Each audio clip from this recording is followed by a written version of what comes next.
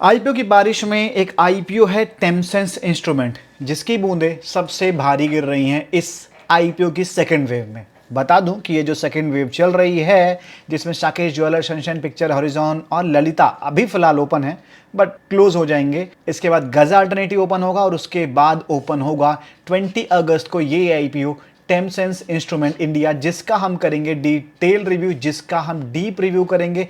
हम जानेंगे सब कुछ इस वीडियो में। भाई इस आईपीओ के ग्रे मार्केट में शानदार डिमांड निकल रही है। रीसेंट मतलब पिछले 1-2 महीने की बात करूं मैं तो जितने भी आईपीओज आए हैं इन सब में से सबसे ज्यादा ग्रे मार्केट में डिमांड इसकी है। और कंपनी ऐसा क्या करती है कि भाई प्राइसिंग नहीं आई थी तब भी इसकी डिमांड थी और प्राइसिंग आने के बाद तो मतलब बूम हो गया। मतलब कितना सस्ता प्राइस रखा गया है, तो सब कुछ इस वीडियो में आपको पता चलेगा। बिजनेस एक्चुअल में ठीक है नहीं है, बढ़िया बिजनेस मान लो है तो फाइनेंशियल डेटा सपोर्ट करते हैं नहीं है, क्या बढ़िया क्या खराब, कंपनी कैसी, कंपनी का फ्यूचर कैसा, सब कुछ बताऊंगा। बस वीडियो में अंत तक बने रहना ताकि सारी जानकारी सही तरीके से समझ आ सके। डिटेल्स को मैं अपने स्टार्ट करूं उसके पहले एक बार आप सभी को बता दूंगा, इसकी डिस्क्लेमर को ध्यान से पढ़ लेना। जो भी डिटेल्स दी जाएगी वो एजुकेशनल इन्फॉर्मेशनल पर्पस के लिए होगी। कोई भी डिसीजन रिसर्च करना पॉसिबल हो तो फाइनेंशियल और सैलरी निवेश के कोई भी प्लान करना। वापस आते हैं और डिटेल्स अपनी स्टार्ट करेंगे टेमसेंस इंस्ट्रूमेंट के इंपॉर्टेंट डिटेल से, क्योंकि ये चीजें पता होंगी तो ही बिजनेस ऑल समझने में आसानी होगी। तो ये आईपीओ 20 को ओपन होगा, 24 को क्लोज होगा। इसी के साथ बता दूं कि जो गजा अल्टरनेटिव्स आईपीओ है ना, इस आईपीओ के साथ ही समझो सिमिलर से डेट पे है, क्योंकि उसका फंड आप इस आईपीओ में यूज नहीं कर सकते हो। जिस दिन ये क्लोज होगा उस दिन गजा का अलॉटमेंट आएगा। गजा का भी हमने डिटेल रिव्यू कर रखा है, एक बार थंबनेल यहाँ पे लगा दे रहा हूँ, डिस्क्रिप्शन में लिंक मिल जाएगा, जाके देख लेना। गजा का बिजनेस भाई अपने आप में शानदार है, मोनोपोली भी कह सकते हो और ग्रे मार्केट में कुछ भी निकल रही हो, लेकिन बिजनेस और सारी चीजें उससे उलट है, तो उसको जरूर आप ध्यान से देखना, मिस बिल्कुल मत करना। तो यहाँ पे हम बात कर रहे थे टेमसेंस की। तो गाइस ये आईपीओ 24 को क्लोज होगा और 28 को इसकी लिस्टिंग होगी। 4 की फेस वैल्यू पे 300 का प्राइस बैंड है, 50 शेयर का लॉट साइज है और जो साइज है वो 650 करोड़ का है, जिसमें 95 करोड़ का मात्र फ्रेश इशू है, यानी नेगेटिव पार्ट है 555 करोड़ का ओएफएस रखा गया है। नेगेटिव इसलिए कि भाई सिर्फ 95 करोड़ फ्रेश इशू बहुत कम है किसी 650 करोड़ के आईपीओ के साइज के लिए। अब इस आईपीओ में रिजर्वेशन की बात कर लें तो गाइस 50% क्यूआईबी का है, रिटेलर्स का 35 और 15% एनआईआईस का रखा गया है। अब इस कंपनी के बिजनेस पे डाल लेते हैं कि कंपनी एक्चुअल में करती क्या है। तो गाइस ये कंपनी जो है अपने नाम से क्लियर है, टेम्प सेंस यानी टेम्परेचर सेंस करने वाली मशीन या प्रोडक्ट। तो आपके सामने स्क्रीन पे हाईलाइट कर रखा है, देख लो। ये कंपनी इस तरीके की मशीन्स बनाती है, इसके अलावा इस तरह केबल बनाती है। और इस चीज को आसान सी भाषा में समझाऊं तो ये कंपनी टेम्परेचर मेजर करने वाले सेंसर्स, हीटिंग सॉल्यूशंस और स्पेशलाइज्ड केबल बनाती है, जो कि सारे के सारे आपके स्क्रीन पे निकल चुके हैं।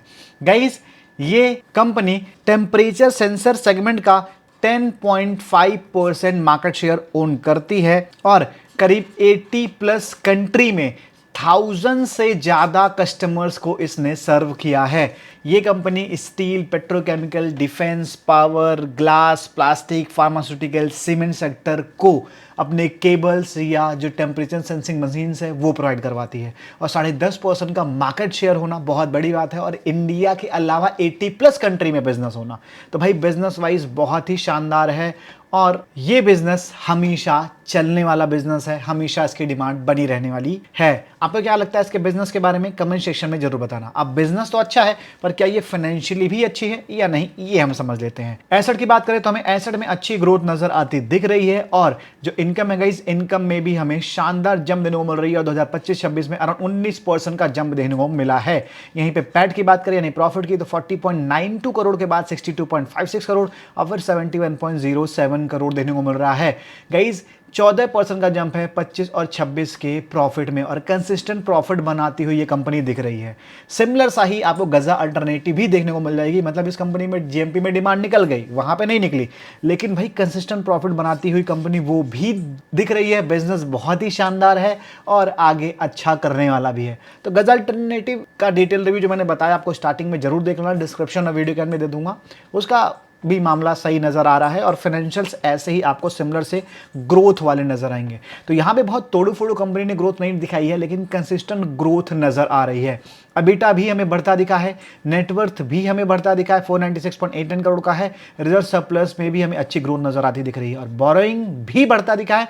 लेकिन ये जो आईपीओ से पैसा उठा रहे हैं इससे बोरोइंग पे कर देंगे और ऑलमोस्ट ना के बराबर इनके ऊपर बोरोइंग रह जाएगी, क्योंकि 55 करोड़ पे कर देंगे जो कि 77.95 करोड़ है। तो इसके बाद मात्र 23 करोड़ के आसपास रह जाएगी। तो इससे जो पैसा बचेगा ना वो भी प्रॉफिट में जुड़ेगा और प्रॉफिट और बढ़ता दिखेगा।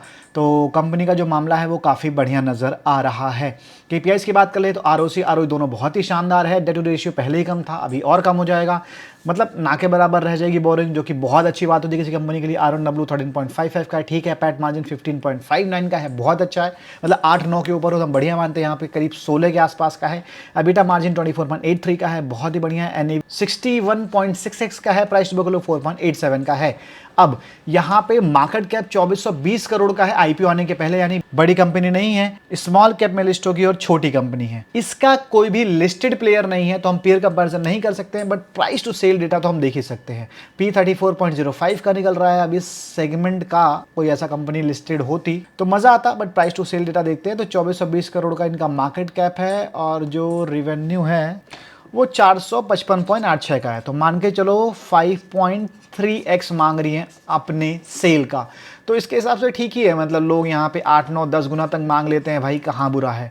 तो यहाँ पे भी प्राइसिंग बहुत ज़्यादा, ऐसा नहीं कहूँगा कि सस्ता रख दिया गया है, लेकिन महंगा भी नहीं रखा गया है। तो एक फुली प्राइस्ड आईपीओ कहा जा सकता है, जो कि अच्छे बिजनेस के साथ आया है। फाइनेंशियल डेटा भी अच्छे हैं, बहुत अच्छे, आउटस्टैंडिंग नहीं, decent financial data, consistent growth देने को मिल रही है।